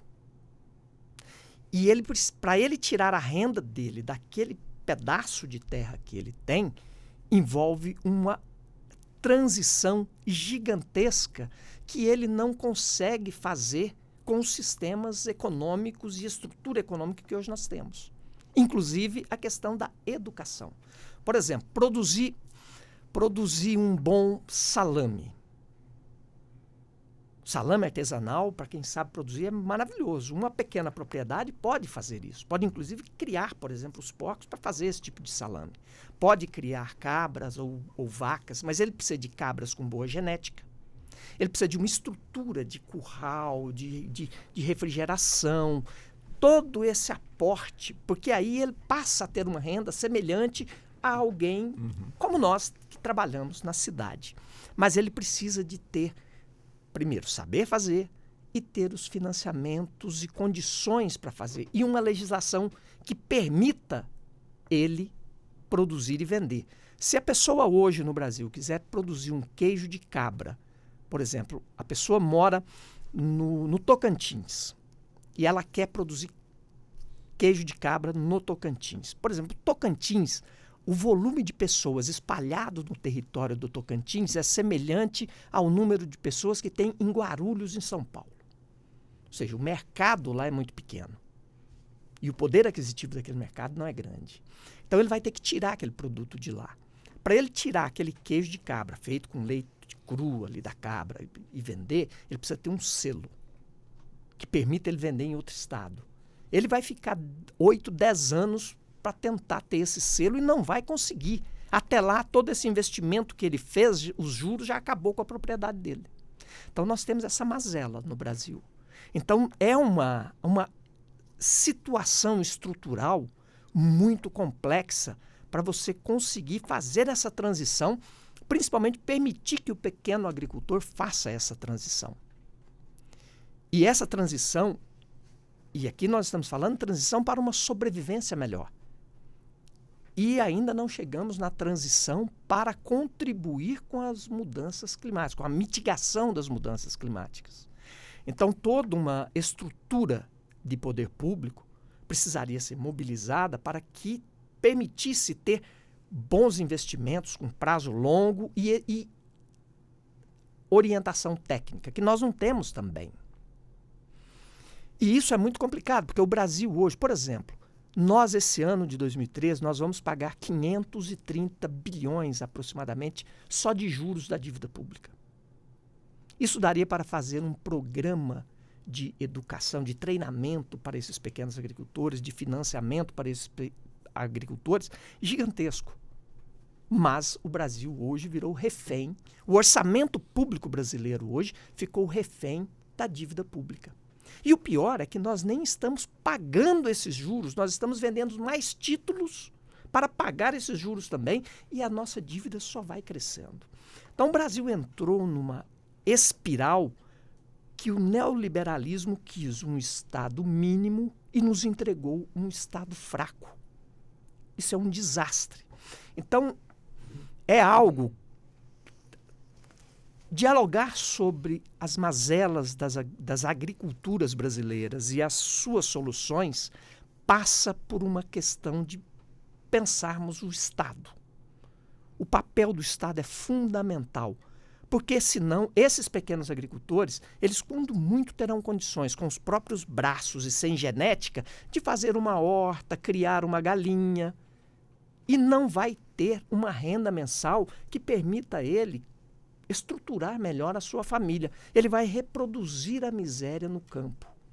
Isso é o que nós estamos fazendo nos últimos 30 anos, por exemplo. E tem miséria no campo? Muito. A grande fatia de agricultura familiar no Brasil hoje está no universo da baixa renda e da pobreza. E não é especulação, é fato. Os números que o governo tem indicam exatamente isso. Então é uma tragédia. Nós temos uma agricultura de uma parte maravilhosa, que precisa dos ajustes por conta dessa questão climática e que dá uma boa renda, mas é uma minoria considerando o número de propriedades rurais e não o tamanho. Então essa parte que produz a grande produção brasileira, que aí é cana, laranja, algodão, milho, soja, boi, frango, né? Esse grupo, né? Café, né? Grande parte da produção de café está muito bem. Com problemas ali quando perde, porque quando perde, quem paga a conta geralmente é o agricultor, porque a dificuldade do seguro é muito grande. E até mesmo esse grande agricultor, ele precisa primeiro contratar um contador muito bom em controle de custos, antes até de contratar um agricultor, um engenheiro agrônomo. Porque hoje, quem estabelece o preço para esse pessoal que trabalha com commodity, por exemplo, a soja, sim, é a Bolsa de Chicago. A Bolsa de Chicago não quer saber se teve veranico, se teve inundação lá no sul, se teve praga. Se teve praga. Ela estabelece um preço e você ou produz abaixo daquele preço para você ter uma margem de renda, ou pelo menos igual àquele preço para você não ter prejuízo, porque senão o prejuízo é do agricultor. Então o agricultor hoje ele precisa ser mais um controlador de custo do que um agrônomo, por exemplo. Então é um quadro complexo. A produção convencional já está complexa e essa transição para uma agricultura regenerativa, principalmente para o pequeno agricultor, precisa ter um repensar do Estado. Agora, doutor André, como foi dito aqui com muita propriedade pelo doutor Minaré, olha que eu acreditava que o nosso país estava, assim, muito bem na fotografia quando a questão está voltada para o ramo do agronegócio, o agronegócio, mas nunca se discutiu realmente a outra parte, ou seja, a parte, portanto, aí da pobreza, da miséria, né, que com toda certeza deve também estar surpreendendo, portanto, muita gente, até mesmo, eu não digo limando, mas diminuindo aquele romantismo, morar no campo, né? Enfim, que é bom morar no campo, Agora, enfrentar as dificuldades, e eu até acreditava que existisse uma reserva por parte do Estado brasileiro para poder socorrer aqueles que, de alguma forma, vinham enfrentando dificuldades ou enfrentaram dificuldades pela seca, pela praga, pelo excesso de chuva. Tinha, portanto, ali aquela reserva para poder socorrer e depois que repusesse todo o restabelecimento, portanto, aí dos negócios, recompunha, portanto, ali a situação da terra, passasse a produzir e pagava, portanto, ao governo. E me surpreende também que esse pessoal, para poder, de alguma forma, não se ver aí no prejuízo, ter seguro. Mas seguro é muito caro. E aí, doutor André? Outra pergunta de $1 milhão, Sim, né? Essa vale 2, né? Essa vale 2 milhões. Daí para cima. Daí para cima. Mas eu vou pegar um gancho que o doutor Minaré colocou no sentido de o Estado ter um papel, Walter. Tá? E eu sou engenheiro agrônomo também. Sim. Tá? E meu primeiro emprego, tá, foi como extensionista, foi como assistência técnica para a agricultura, aqui em Brasília, inclusive. Eu trabalhei no Núcleo Rural de Tabatinga, que fica aqui próximo à Planaltina. E ali é que a gente aprende. Tá? Os 5 anos de curso foram nada em relação ao que a gente aprende ao fazer extensão. Então, com esse olhar, quer dizer, o que precisa se fazer para a agricultura, principalmente a agricultura familiar, dar uma virada. Tá? Eu vou te contar uma história, Walter, tá? Que é uma história que a gente vivenciou no Instituto de Pesquisa Ambiental da Amazônia, no IPAM, e que eu acho que ilustra muito do que a gente está conversando aqui, das dificuldades que a gente tem para equacionar essa questão.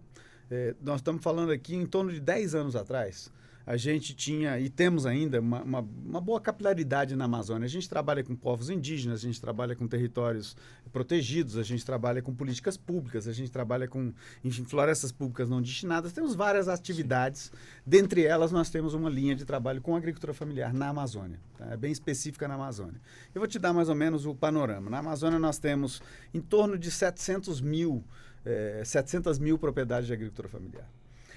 Nós fizemos um estudo há coisa de 8, 10 anos atrás para tentar entender isso. Bom, onde é que essas pessoas estão? Produzem o quê? Consomem o quê? Muitas dessas questões que o doutor Minaré colocou, pegam crédito, não pega crédito, tem assistência técnica, não tem assistência técnica. E eu me lembro de um número que me impressionou muito. 72% dessas famílias nunca viram um extensionista rural na vida. Nunca tiveram nenhuma assistência técnica. Então, nós estamos falando aqui de talvez 600 mil famílias ou 550 mil famílias que nunca viram uma assistência técnica. Essas pessoas foram colocadas lá, deram ali um mínimo de condições para começar a operar uma fazendinha, uma propriedade, uma chácara e mais nada. O Estado brasileiro largou literalmente essas pessoas. Essas pessoas não têm capital tecnológico, porque elas, em geral, não eram agricultoras ou não tinham, ou eram agricultoras em outras regiões e a condição da Amazônia é diferente. Elas não têm capital tecnológico, não têm capital financeiro, são pessoas pobres, não têm capital estratégico de planejamento, capacidade de planejamento. O capital humano é restrito, porque é o da família. Tá? E, em geral, a gente observa isso em muitos assentamentos de reforma agrária na Amazônia. Eles estão envelhecendo, os jovens foram embora para a cidade, ficou o casal de idosos, muitas vezes, ou de pessoas mais velhas. Então, o capital humano é limitado, a força de trabalho é limitada. Então, você tem várias limitações. Qual é o único capital que essas famílias têm? É o capital natural. É a fertilidade natural do solo. Então, hoje eu abri um pedaço da floresta aqui para plantar minha mandioca para eu consumir a minha subsistência. Essa fertilidade em 2, 3 anos acabou, eu abro uma nova área, eu abro uma nova área, eu abro uma nova área. Esse processo, Walter, significa 30% do desmatamento da Amazônia. 30%, 1 em cada 3 hectares que é desmatado na Amazônia é desmatado pela agricultura familiar. É muita coisa, né? É muita coisa. É muita coisa.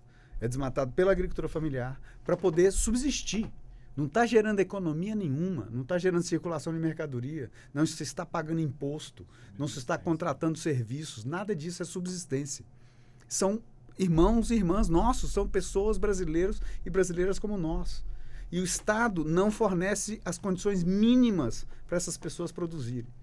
Com isso em mente, aqui eu vou concluir a minha história, Walter. Nós bolamos um projeto, o IPAM bolou um projeto. A gente ficou muito intrigado com isso, eu diria que até perturbados com essa realidade. Nós falamos, onde é que está o problema? E a hipótese que a gente desenvolveu foi a seguinte: essas pessoas precisam de assistência técnica. Elas precisam de saber a hora de plantar, quanto usar de adubo, porque às vezes elas tentam, doutor Minaré. Elas vão à loja, juntam um dinheirinho, compram um saco de adubo. E não sabe usar, não sabe a quantidade, não sabe quanto botar. Às vezes bota na cova, mata a planta porque botou adubo demais, desperdiça o dinheiro e ainda prejudica a produção. Então, nós entendemos que a assistência técnica poderia promover essa revolução. E testamos essa hipótese.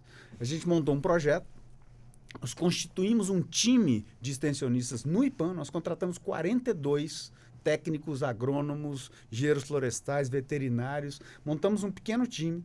Veja bem, nós somos uma instituição de pesquisa, eu não tenho ambição nenhuma de ser provedor de assistência técnica, mas nós tínhamos uma perturbação, um questionamento científico, que era, se essas pessoas tiverem assistência técnica, elas revolucionam a vida delas. Eu vou resumir o projeto que durou 5 anos, ele terminou em 2017, nós trabalhamos assistência técnica para 3 mil famílias. O projeto se resume em 2 números: 140% de aumento de renda e 80% de redução do desmatamento. Fantástico. Ou seja, a equação fecha com assistência técnica. Se o Estado brasileiro, doutor Minaré, como o senhor colocou, fizesse o seu papel, a gente ia ter menos desmatamento, a gente ia ter mais qualidade de vida para essas pessoas, a gente ia ter alimentos melhores, porque imagina, essa pessoa produz alimento para vender em Altamira, as pessoas de Altamira, de Santarém, de Rio Branco, e de onde quer que seja, vão se alimentar melhor, porque você vai ter uma alimentação local, você vai ter o alface. Eu fiquei muito impressionado uma vez que eu fui para Altamira, eu sentei num restaurante para comer, eu chamei o garçom e fui perguntar para ele, essa cebola vem de onde? Da Argentina. Esse tomate vem... É verdade, tá? Eu não estou exagerando. A cebola veio da Argentina. A Altamira está no coração da Amazônia. Vocês podem imaginar a logística para aquela cebola chegar no meu prato? O tomate vinha de Goiânia. E por aí vai. Coisas que podem ser produzidas na região, mas que não são porque o Estado falhou. Então, eu acho que nós temos um desafio enorme, sim, individual, acho que a doutora Edna colocou muito bem, tem custos elevados para a gente regularizar uma propriedade, mas o Estado tem que fazer a sua parte. O Estado tem que validar o CAR. Nós estamos, doutor Minaré, o Estado que está melhorzinho em termos de validação do CAR é o Mato Grosso, 5%. 5%? Só 5% dos cadastros ambientais rurais. Pior, então. O pior é zero, a maioria é zero, não fez nada. Deixa eu até fazer um parêntese, que exigem o cara aprovado para desembarque de área. Exatamente. Como é que desembarga? Pergunta para o seu amigo. Como é que desembarga? Aí o Estado não faz o seu trabalho. Mas no caso da validação do CAR, a responsabilidade é estadual. Sim. Então o Estado, a SEMA, a Secretaria de Meio Ambiente Estadual, tem que agir. Mas não há vontade política. Aí você trava todo o sistema. Se o Estado fizer a sua parte, Walter, esse é meu ponto, tá? A gente vai dar um salto de qualidade na produção, vai dar um salto de justiça social, vamos dar um salto de produção e produtividade. Em algum grau, agora só me referindo a uma região específica da Amazônia, que é a Transamazônica, sim. Hoje a região da Transamazônica produz 60% a 70% do cacau produzido no Brasil. Não é mais a Bahia. Opa. É o coração do Pará ali, aquele trecho entre Medicilândia e Pacajá, Altamira. É um pedaço ali da Transamazônica. Ali se produz algo em torno de 60% do cacau brasileiro. E nós temos condições de produzir muito mais cacau. O Brasil importa metade do cacau que consome, tá? Então, a gente tem capacidade... Só para substituir importação, a gente tem um potencial enorme de crescimento. Aí, falta a ciência técnica, falta o crédito, a estrada é ruim, o Estado não faz o seu papel. Aí fica difícil. Bom, deixa eu chegar no doutor Fernando. Doutor Fernando, claro, né? A gente fica impressionado aqui com as colocações e tirando o véu, né? Aquele véu que para muita gente é tudo bonito quando se fala, portanto, aí no campo. Mas quem está estudando, quem está ali vivenciando todo o momento, como também aqueles que ali moram, moram com toda certeza, vê a situação, portanto, totalmente diferente. Essa situação mesmo, né? Muita seca, enfim, muita água no sul do país. Foi ontem eu fiz uma entrevista com o presidente de uma federação que cuida de trigo na região sul do país. E lá a quebra da safra este ano chegou a 30%. E o que sobrou, a qualidade dessa safra, ele exemplificou muito bem, uma saca de 60 quilos, ela passa de 300 ou 400 reais, e pela qualidade do trigo que está sendo colhido, não chega a 100 reais. Ou seja, um trigo que, na realidade, como a pessoa muito bem pontuou, vai servir para ração. E a gente fica assim pensando, e aí? Né? Não só o trigo, como também outras produções que, de alguma forma, foram plantadas naquele estado que vem enfrentando não só o Rio Grande do Sul, como o Paraná, como também Santa Catarina. Aí a gente fica pensando nesse Brasil nosso, portanto, de tamanho continental, onde a chuva está, de certa forma, causando prejuízos para quem, de alguma maneira, está trabalhando na terra, como na outra parte do país, a exemplo aqui da nossa região, muita seca também preocupando muito aí os agricultores. E aí, quer dizer, é possível, dentro do campo que os senhores estudam, tanto o senhor como também o doutor André, no campo da engenharia agronomia, é possível, de alguma forma, prever, fazer um trabalho preventivo para minimizar impactos caso a natureza imponha, portanto, a sua força, como nós aqui citamos, muita chuva ou então muita seca? Pois é, Walter. Além de possível, na verdade, nunca se fez tão necessário, né, da gente adotar medidas, né, de racionalização dos sistemas produtivos e os recursos que a gente dispõe já há um certo tempo. E falando dessa parte dos impactos que a gente se sente, o que você citou aí das enchentes no sul, né, as inundações com quebra de produção, etc. Aí até essa semana eu vi no canal de notícias falando que em 30 anos nunca se viu tão pouca umidade do solo no centro-oeste. E isso, você tem notícias que todo mundo está esperando a chuva chegar para ter condições de plantio, etc. Assim, só mencionando isso para fazer um rodeio, que a gente nota todos esses impactos que... o que isso implica, né? Numa projeção que já vários estudos já fizeram várias projeções, que com a mudança assim das sazonalidades das chuvas, os extremos climáticos, se projeta que as áreas que têm mais aptidão para certas culturas, elas vão ter um certo tipo de migração, né? Então, você projeta as áreas que vão ter temperaturas mais altas, não vão ser mais aptas para culturas com clima mais ameno, e essas culturas vão migrar, etc.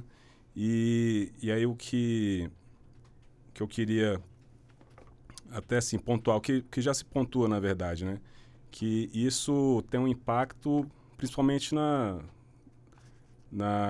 vamos dizer, na agricultura familiar, sente muito mais esse tipo de rotação, né, de migração, porque não tem condições às vezes não tem condições de fazer essa migração, né? O agricultor está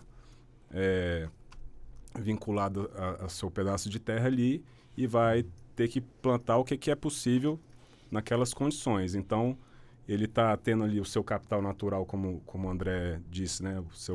Tanto o solo quanto o clima, o regime de chuvas ali está sendo afetado e ele vai ter que se adaptar.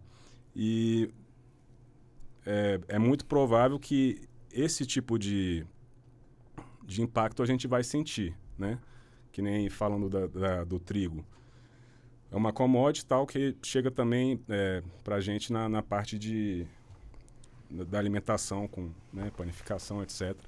Mas, além das outras commodities que tem também, toda essa quebra vai afetar, mas as commodities em si, elas geram divisas com as exportações, né? Então, isso tem o seu impacto no mercado, etc., mas na questão de segurança alimentar, onde eu queria chegar, principalmente falando da agricultura familiar, a segurança alimentar aumenta o risco da segurança alimentar de abastecimento, né?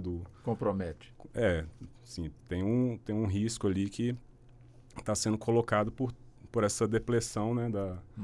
Do nosso capital natural. Principalmente pela agricultura familiar que, né? Provê mais os alimentos da mesa do cidadão brasileiro. E colocando isso aqui, seria... Eu até fiz várias anotações aqui, porque isso aqui está sendo para mim até sendo uma aula. Eu queria agradecer a vocês. Mas eu fiz várias anotações que aí ficou até tentando fazer o link, né? Mas, enfim, o que a gente nota é essa necessidade de ter um efetivo, né? Efetivo poder do Estado para atacar isso, não só pensando, o agricultor familiar, né? Tem que ser amparado, etc. Não, mas isso, na verdade, ela reflete na segurança alimentar do Estado brasileiro, né? Que, como bem falou o André, que foi alcançado a duras penas, né? Com um modelo adotado, mas que conseguiu ser autossuficiente, né? Ter uma soberania alimentar. E isso está sendo colocado em risco, né? Então, esse papel do Estado de pensar estrategicamente, né, como política de Estado, e esse componente assim estratégico que é o abastecimento alimentar através da agricultura familiar, que está colocada em situação vulnerável por conta de tudo que está sendo falado aqui, né? Então, eu acho que por agora tá bom. Eu ia falar uns comentários da parte da política ambiental, né? Eu, assim, de origem, eu sou analista ambiental aqui do órgão distrital, né, o IBRAM. Agora estou na Secretaria de Agricultura. Sim. E, assim, a impressão que eu tenho é que eu vou conseguir fazer mais pelo meio ambiente na posição na Secretaria de Agricultura do que como analista ambiental, como agente de política ambiental. Porque, realmente, a política ambiental, eu vejo, assim, a operacionalização dela, às vezes, impraticável, né? Aí eu queria até citar aqui nessa parte de solo, né? Falando do CAR também, né? Mas nessa parte de solo tem um estudo do TCU, que até foi a pesquisadora da Embrapa Solos que me alertou, a Ana Tureta, né? O TCU fez um estudo sobre a política de gestão do solo, né? Uma coisa parecida. Ele passou o radar em todas as políticas afetas à gestão de solo no país e viu que tinha um monte, né, assim, um calhamaço de o arcabouço normativo, né, e planos e políticas para a gestão do solo, mas que era impraticável a efetivação daquilo porque são várias instâncias, né, nacional, estadual, municipal, e que às vezes se contradizem, não são compatíveis. Então, da mesma forma, a política ambiental, às vezes, parece que é pensada, elaborada de uma forma que não se prevê a sua aplicação na realidade, né? Assim, pouco se fala de avaliação de impacto regulatório para elaboração dessas políticas. Então, eu acho que tem muitas políticas ambientais que sofrem desse vício. E quanto ao CAR, só para tirar um pouco também do peso dos estados que precisam homologar, mas eu participei da preparação da implantação no CAR como agente distrital e o que se via muito era um sistema que era para ser implantado nacionalmente, mas que justamente quem ia homologar, quem tinha que... Essa responsabilidade era dos estados. Só que os estados não tinham autonomia para falar como é que isso ia ser feito, assim, para adequar à sua realidade. Aí falando do Mato Grosso, que foi o pioneiro né, na conceitualização e implantação dessa ferramenta antes mesmo disso virar nacional, que conseguiu fazer 5%. Então a gente já tem um indício de como isso foi foi implantado nacionalmente. E falando assim dos outros estados, eu parei de acompanhar, né? Fui para outra vertente de gestão ambiental, de unidade de conservação, etc. Mas assim, o que se tem notícia é que meio que foi obrigado os estados a adotarem um sistema nacional sem ter essa autonomia, né, administrativa.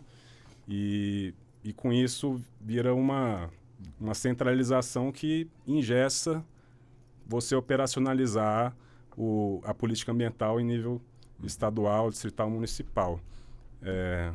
Eu acho que só para não perder esse comentário que achei importante. Agora, doutora Edna, quer dizer, é claro que, como já foi dito aqui, né, a realidade no campo é do desconhecimento da maioria do brasileiro. Realmente uma surpresa muito triste saber que aquelas pessoas que, de alguma forma, têm ali a terra para ser produzida, têm que correr atrás de uma cesta básica. Antigamente era comum de se falar, na minha casa não tem luxo, mas tem feijão. Eu tendo feijão, a farinha para eu me alimentar, para mim está tudo bem. E hoje pessoas com a terra para poder plantar o feijão não tem como, ou seja, enquanto isso nós acompanhamos, não estamos criticando, é importante que a tecnologia avance, estamos falando em 5G, já 6G, 7G e outras coisas mais, mas está faltando chuchu realmente no prato, portanto aí, dos brasileiros. Quer dizer, isso passa pelo nosso parlamento em termos de busca de uma legislação mais adequada para que possamos realmente adequar a nossa realidade e, de certa forma, fazer as correções necessárias para que não sejamos apanhados de surpresa, como estamos agora, por conta da estiagem, por conta de muita chuva. Quer dizer, é possível termos leis apropriadas para que possamos minimizar a esses impactos? Pergunta difícil. Vai, quantos milhões de dólares? Nossa, essa vai ser 3. Cada uma mais cara que a outra, né, doutor André? É realmente delicada essa pergunta, Walter, porque por mais que nós tenhamos assim, um sistema legal muito desenvolvido na seara ambiental, nós temos aí todos esses problemas causados pela própria estrutura do Estado. Deixa eu fazer uma coisa só. Nós temos 10 minutos de programa, vou dar 3 minutos para a senhora, 3 do doutor Minaré, 3 do doutor André e 3 também aqui para o doutor Fernando. Eu serei muito sucinta. Então, hoje, a nossa dificuldade, de fato, de ter legislação competente para ser executada é que os municípios conversem bem com os estados, que conversem bem com a União e que os nossos fazedores de lei entendam as realidades, as peculiaridades do nosso país. Porque nós temos uma situação de ambivalência. E essa situação de ambivalência, ela tem que ser verificada para quem faz as leis. E quem faz as leis? Eu tenho certeza que não chamaram para a composição do Código Florestal um engenheiro agrônomo. Você sabe disso? Eu acredito que não. Faltou. Porque se tivesse chamado engenheiro agrônomo, ia falar assim, opa, só um minutinho que isso aqui, dentro do processo de cultivo, não vai funcionar. Vamos fazer diferente? Então, há que ter essa multidisciplinariedade para que seja feito leis execuíveis. Aí, quando se verificar todas as peculiaridades que nós temos no país e tudo que envolve a aplicação desses regulamentos legais, eu acredito que nós tenhamos leis que possam diminuir esses impactos que hoje nós temos. Por enquanto, não. Por enquanto, a gente dará a César o que é de César e ao Estado que Deus dará. Porque nós não temos hoje essa possibilidade de, numa única legislação ambiental, atingir ali o nosso pequeno produtor familiar. Ou mesmo na própria legislação de incentivo, né, de benefícios fiscais para esses pequenos produtores. Eles acabam sendo pegos ali mais pela legislação social, né, pelos bolsas que nós temos, pelos auxílios que nós temos, do que pelos próprios incentivos fiscais que nós temos hoje no país. Então, é necessário conjugar uma série de legislação, né? A legislação ambiental, a legislação fiscal, a legislação social, e de forma que atenda à peculiaridade do nosso país, que é amplamente, né, não há, são várias realidades. Então, é um grande desafio, Hoje, eu desconheço a legislação que reduz esses impactos. Nós temos um amparo social grande, mas eu não sei se esse amparo social é suficiente. Doutor Minaré, nessa mesma linha também, qual é o ponto de vista do senhor?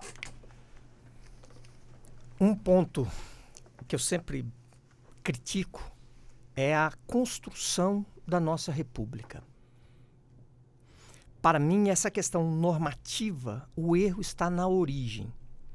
Copiaram muito mal e porcamente a Constituição americana.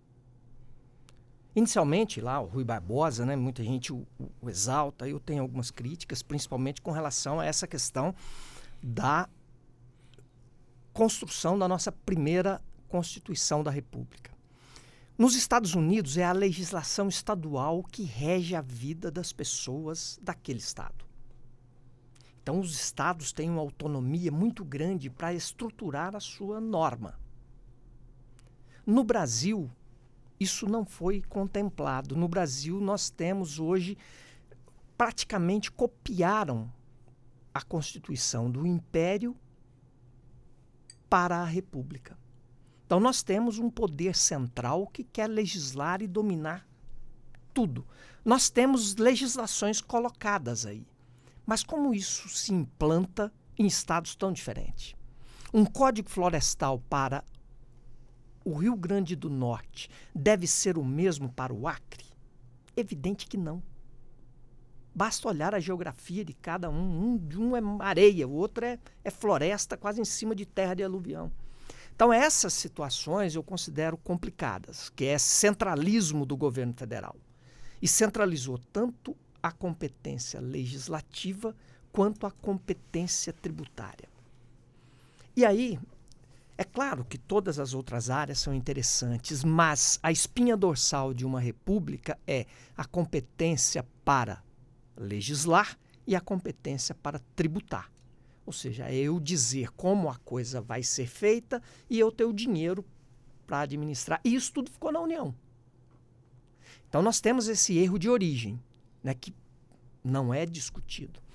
O outro ponto que eu vejo que é importante para ajudar agricultores, de uma forma geral, a sair dessa situação atual, é o Estado olhar e financiar em grande medida essa transição. Não é ad eterno ir sustentando esses agricultores, mas permiti-los fazer essa transição para se tornarem produtivos, organizar a estrutura normativa e, principalmente, organizar a assistência técnica e financiamentos. Mas nós temos hoje um Estado sem capacidade de investimentos. E aí a gente cai no modelo econômico. Porque por mais que seja interessante a gente analisar a estrutura, o direito, né? O direito ele praticamente foi aniquilado pela incapacidade econômica. Principalmente quando você retirou o direito da regulamentação do sistema financeiro e do poder econômico. O mercado, especialmente o mercado financeiro, né, ele precisa funcionar em benefício da sociedade. E para isso, precisamos ter regras que forcem-o a ser assim. E quando você acompanhou toda aquela conversa do Ronald Reagan, da Margaret Thatcher, de desregulamentar, você enfraqueceu o Estado. Hoje o Larry Fink, o CEO da BlackRock, tem 10 trilhões de dólares para investir. É muito melhor ser amigo do Larry Fink, da BlackRock, do que ser amigo do presidente Lula. 3 minutos também para o senhor, doutor André. Vamos lá, Walter. Acho que a mensagem principal, primeiro eu quero mais uma vez lhe agradecer, acho que tivemos aqui realmente, concordando com o Fernando aqui, uma aula, foi realmente um debate muito rico. E a mensagem principal que eu queria deixar aqui é que eu acho que a gente está num momento de enorme oportunidade para o Brasil. A gente, é claro que está quente lá fora, é claro que está tendo enchente para todo lado, quer dizer, se a gente for olhar o microcosmo que a gente está vivendo agora, a gente vai entrar em pânico. Mas nós temos que colocar, acho que, numa perspectiva um pouco maior. Tem uma frase que eu gosto muito do ex-presidente do Banco Central, Armínio Fraga, ele diz o seguinte: o Brasil é um país que cabe dentro de si. A gente consegue produzir alimento para a nossa população. A gente consegue produzir grande parte dos insumos e matérias-primas, e muitas delas com valor agregado, que a gente faz dentro do nosso país. Então, isso é um caso, é um privilégio, eu diria, né, para o Brasil conseguir caber dentro de si. Só que eu acho que a gente, mais uma vez, precisa de rever esse nosso olhar para o futuro. Acho que o Brasil carece hoje de uma repactuação. Onde nós queremos estar daqui a 10 anos, daqui a 20 anos, daqui a 30 anos? A gente não consegue planejar o país mais de um ano na frente. Vamos ser realistas. Nosso Congresso só consegue olhar o orçamento do ano seguinte. A gente não consegue nem dentro de uma legislatura, nem dentro de um mandato presidencial ou de governador, traçar planos de um pouco mais longevos do que aquele ciclo eleitoral. Faz para um ano e ainda erra. E ainda erra. E aí tem que remendar no caminho, e aí a encrenca é passada para o ano seguinte. Então, acho que a gente tem que dar um freio de arrumação no Brasil, Walter. Tá? Eu acho que a gente teve um momento de muita polarização nos últimos 4 anos, e aqui eu não vou entrar no mérito disso, mas é fato concreto, está documentado para todos verem. Nós tivemos um momento de muita polarização. E essa polarização separou as pessoas, separou os interesses, distanciou o diálogo. Nós temos que recuperar essa capacidade de dialogar. Nós precisamos de leis novas e aprimoramento das regras e eliminação de inconsistências normativas. Para isso, a gente tem que sentar na mesa e conversar. Você falou bem, eu acho. Precisava de mais agrônomos, talvez, ou mais gente da terra, mais produtores rurais no debate do Código Florestal. Talvez precisasse de mais ciência na discussão do Código Florestal. Teve decisões ali no Código Florestal que foram tiradas eu não sei de onde. É tantos por cento para cá, não sei quantos por cento para lá. Cadê a ciência por trás disso? É como bem o doutor Minaré colocou, uma coisa é o Rio Grande do Norte, ou a Paraíba, o estado que eu nasci, a outra é o Acre, ou Amapá, que são estados florestais. A gente tem que ter uma repactuação, talvez federativa até, para a gente reorganizar o desenho do nosso país no futuro. Ferramentas, Walter, nós temos. O Plano Safra desse ano foi 340 bilhões de reais. Isso é um dinheiro nosso que está sendo colocado para a agricultura se desenvolver. Ora, por que eu estou colocando o meu dinheiro e não exijo nada desse agricultor? Eu tenho que exigir o cumprimento do Código Florestal, porque isso beneficia o coletivo. Eu tenho que exigir um comportamento correto em relação ao uso da água. Eu tenho que exigir desse produtor uma destinação correta dos produtos químicos ou embalagens que eles usam na sua produção. Então, isso não é ofender ninguém, isso não é entrar no direito de ninguém, isso é beneficiar o interesse coletivo.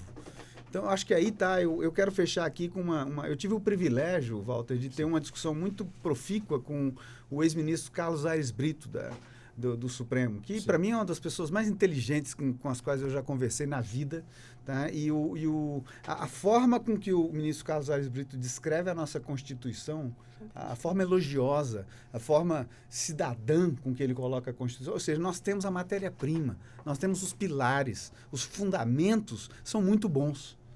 Os fundamentos tecnológicos, os fundamentos legais. Eu estou entrando numa seara que não é minha, eu estou falando o que eu ouvi de um grande jurista, um grande magistrado, que é o doutor Carlos Aires Brito. Mas eu acredito no que ele falou, porque ele deu fundamentos. A gente tem a matéria-prima, a gente tem a base. Nós temos que agora repactuar o nosso futuro. Acho que esse que é o desafio, o grande desafio do Brasil. A mudança climática está nos oferecendo uma oportunidade para a gente sentar na mesa com os diferentes e encontrar caminhos comuns. Aí a gente vai realmente fazer a diferença para os nossos cidadãos e, quiçá, para o planeta. Perfeito. Doutor Fernando, nós também com o senhor, 3 minutos. Claro. Difícil ficar por último, né? O que eu posso agregar, mas... não, acho que é esse sentido aí da gente enxergar, né, dentro desse nosso cenário, né, desafiador, qual que é a nossa vantagem comparativa que também oferece oportunidades, né? E para aproveitar essas oportunidades, a gente tem que desatar nós, crônicos, né, do Brasil, quanto a forma de gestão mesmo, né? A institucional, né?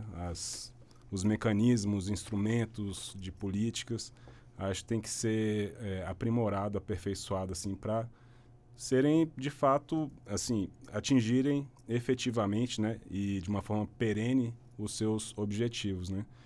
E além disso, acho que eu tenho me antenado a essa parte dos negócios de impacto, né? E eu vejo que tem uma premissa que eu acho muito interessante de chamar também a iniciativa privada para aportar as suas contribuições e recursos para que consigam, assim, catalisar, né, potencializar o que é necessário, né, na parte, assim, considerando que o governo sempre tem, assim, isso é o traço da administração pública, escassez de recursos, né. Então, eu acho que é muito interessante a lógica dessa filosofia de negócios de impacto. Tem uma estratégia nacional de negócios de impacto que eu acho muito interessante, que aí tem essa filosofia de chamar também a iniciativa privada para aportar a sua contribuição de propostas e recursos, e que eu acho que isso também possibilita a gente chegar mais rápido, né, no que a gente quer, nos objetivos que a gente quer, e até perenizar algumas soluções que, do contrário, se fosse só o governo atacando algum problema, a partir do momento que o governo deixa de aportar recursos, etc., aquele problema retorna, etc. Não é perene aquela solução.